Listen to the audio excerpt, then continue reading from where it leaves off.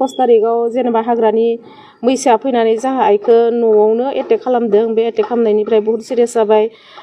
जोङो डक्टरनाव लाना थांबाय, बर्नगाव मेडिकेलाव लाना थांबाय, मेडिकेलनिफ्राय रेफार होबाय। रेफार होनानै जोङो तेजपुर मेडिकेलाव लाना थांबाय। दा जोङो नायगासिनो दोङो, नै हप्तासे बारबाय, दासिमबो जे मोजाङावनो फैयाखै। जों मा खालामबावगोन, थाखा फैसा जोंहा बहुत थांबाय। हाग्रा बिफाननिखौ जों बुंनायमोन, जेनेबा बेसेबां हायो जेनेबा बिसोरखौ माबा खालामनायमोन। दायो बिसोरो बिल होजोबखांनायनि उनावसो बिसोरो नायगोननो, आखायाव लागोननो।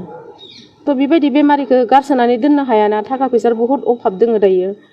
हाग्रा बिफाननि सार रन्जित बसुमतारीखौ आं खावलायो जे बिल सिलखौ नेयालासिनो नायनायनि बेब'स्थाखौ सारा खालामना होनांगौ। दायाथ' हाग्रा बिफाननियानो खालामबाय, नायनायाथ' बिसोरनि नायनांसिगोन बिसोरनो।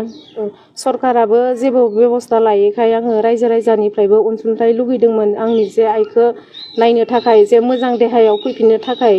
रायजो राजाफ्रा जे थाइसे थाइनै जे बे एकाउन्ट नाम्बार स्क्रिनाव जे स्क्रिन होनायाव जे थाइसे थाइनै हरनो हागोन, आं गासैखौबो आसा खालामबाय। दायो थैबो होनो गोनां जासिगोन नै, 7टा पेकेट बुंदों डक्टरा।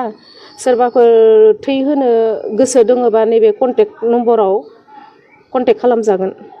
गारायाबो गिदिरमानि जानानै दङ, सिलाइखौबो दाबो सुथाबाखै। डक्टरफोरा मा खालामगोन मा खालामा दाबो जेबो खबरखौनो मोनाखै। सोंबाबो बिसोरो सिंनिफ्राय रानहोबोनानैसो जे सुथाबगोन होनना बुंदों।